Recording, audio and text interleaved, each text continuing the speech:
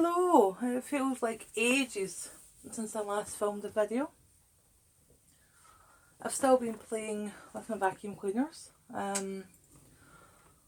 Sadly, I've had some quite severe hip and spine issues that have made doing videos just a bit harder. But a quick one today. I had to get rid of some assorted dirt. That's the contents of 2 shark bins.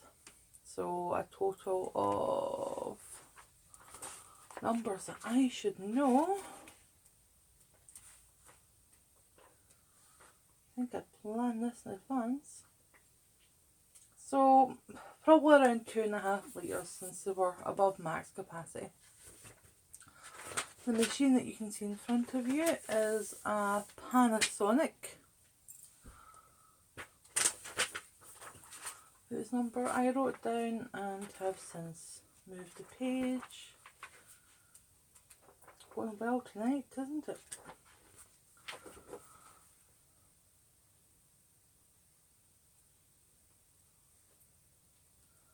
Silence while she hunts for it.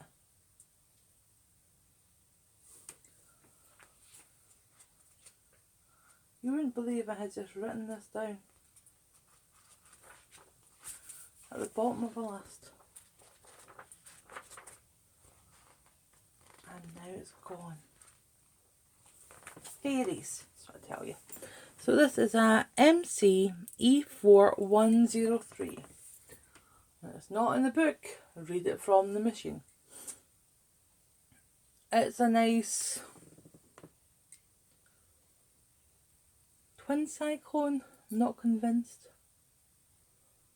Here's where my somewhat novice abilities come out.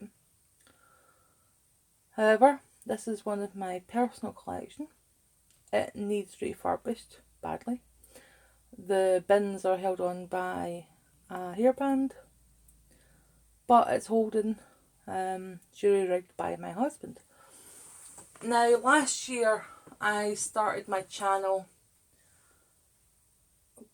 kind of by accident. I'd started collecting vacuum cleaners, starting with Kirby's, and I had a G5 that had a problem that it still has. The G5 is now relegated to the corner where only its hose is in use. And I posted a video to show others, to ask, could they tell me what was wrong with my Kirby?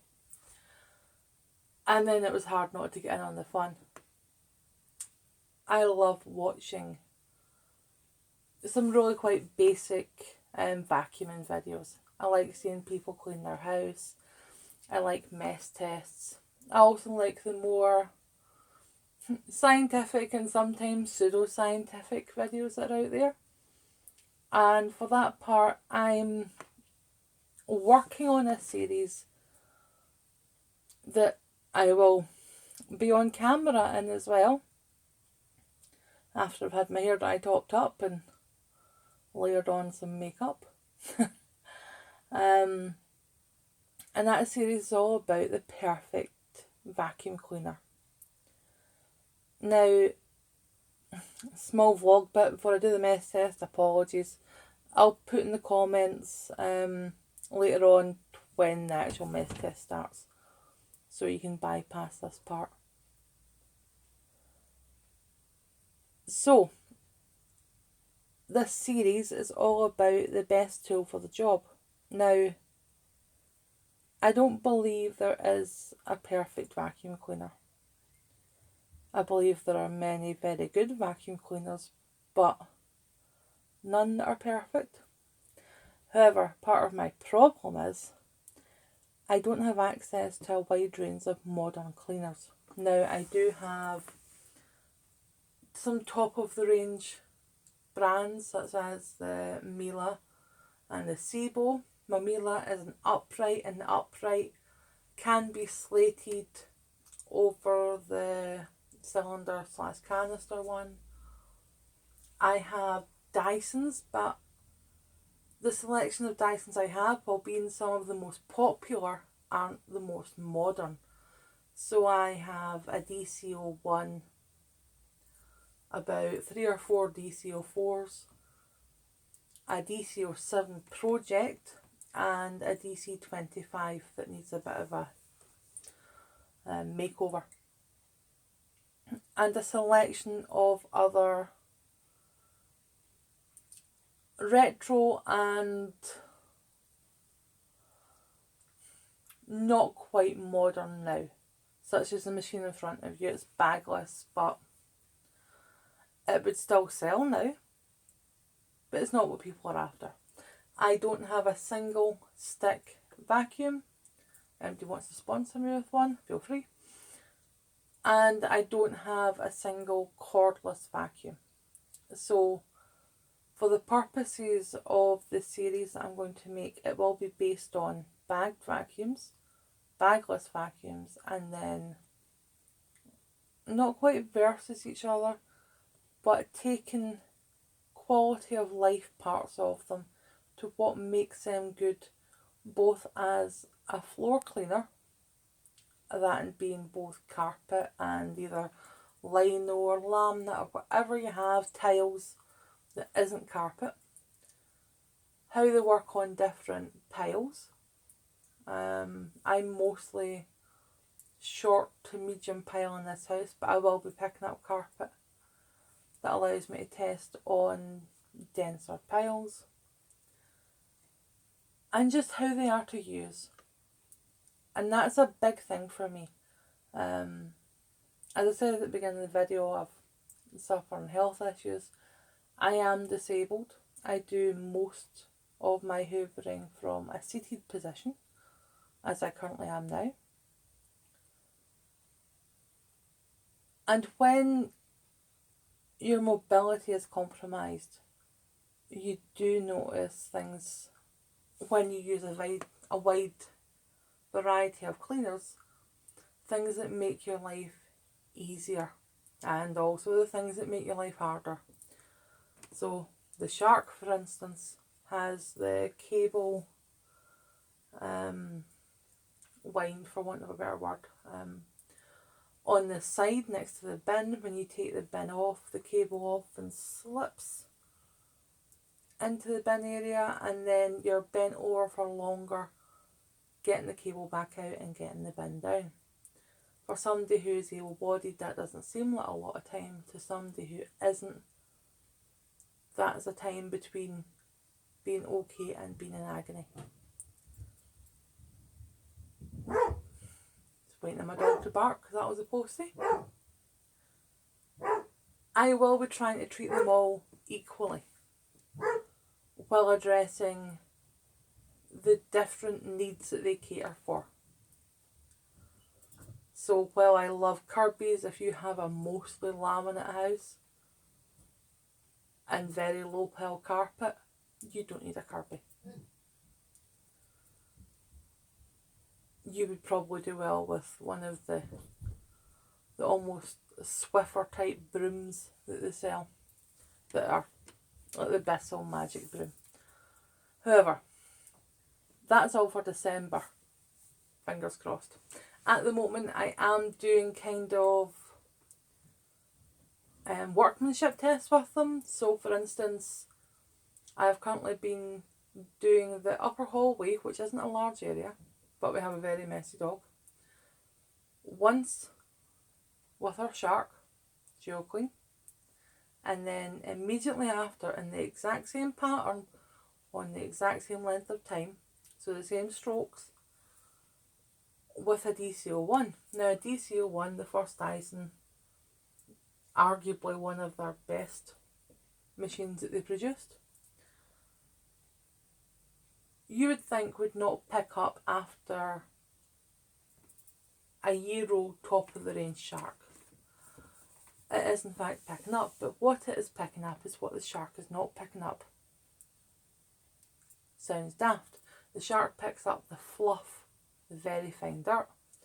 I have a jet black border collie. The Shark does not pick up black hair.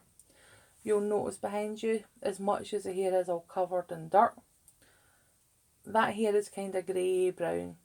There's no jet black hair there. And after the shark's finished, you can't see anything on the carpet. So you would assume that the carpet is clean. It's not.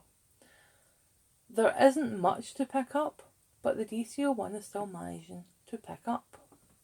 So that has been the test for this week. Now I'm probably going to repeat it again because I might weigh or somehow try and quantify what's been picked up, or at least record it in photographs, which I haven't done so far.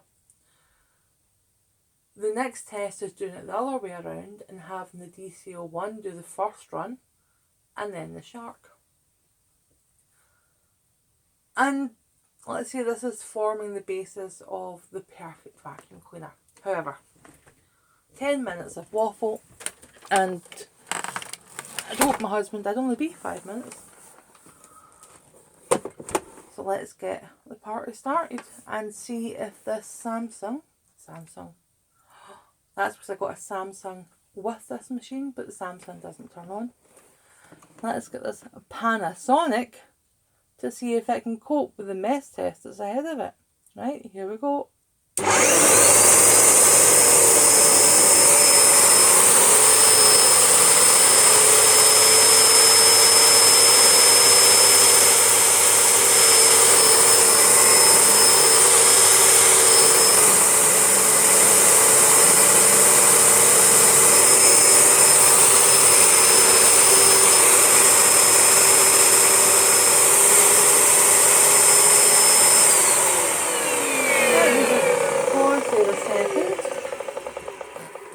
What happened there?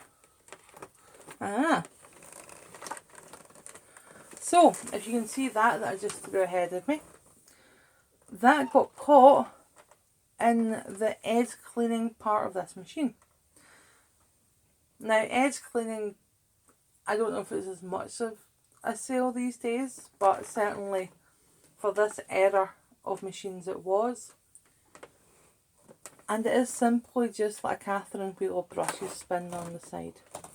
This side doesn't seem to have caught it as badly, but the other side did.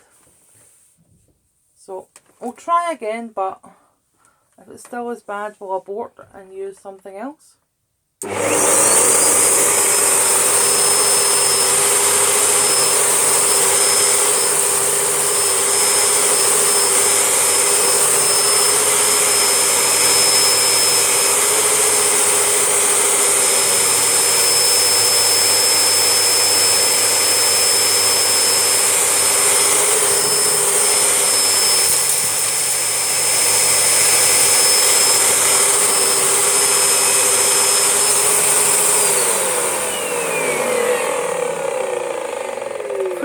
To abort, but I wanted to let you see what I'd seen just in case it hadn't shown properly.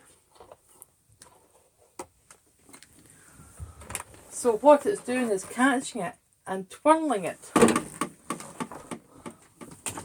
Great fun. Let's just clean up the front of this machine.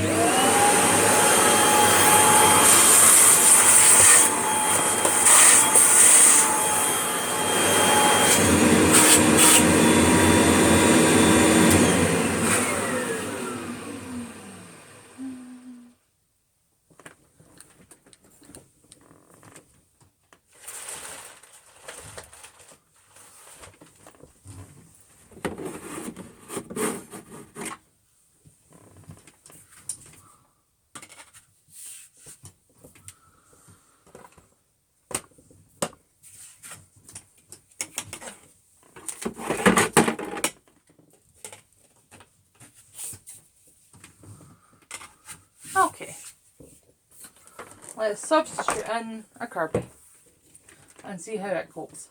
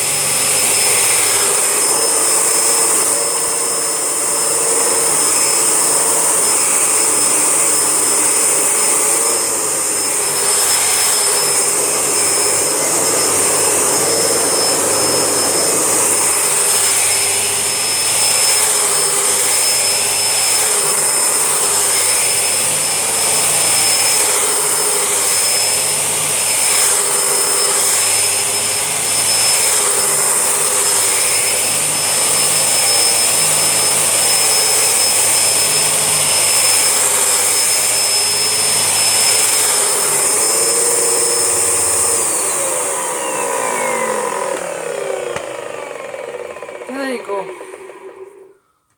Mostly a failed mess test, which is unfortunate. But it goes to show that not many machines can handle that amount of hair. Even a dog groomer's, that amount of hair's just over the top. But it's what my dog has, so I'm stuck with it. Anyway, there you go. A mess test that showed the flaws of clearing up dog hair with edge-to-edge cleaning. And also that even a Kirby will choke on a massive amount of dog hair. And that Kirby only checked because where the dog hair often ends up when you hear that noise is wrapped around the spindle. So, yes. A mess test that just creates more work than had you dumped it in the first place. Anyway, I hope everybody has a nice week. And hopefully you'll be hearing again from me soon. Bye.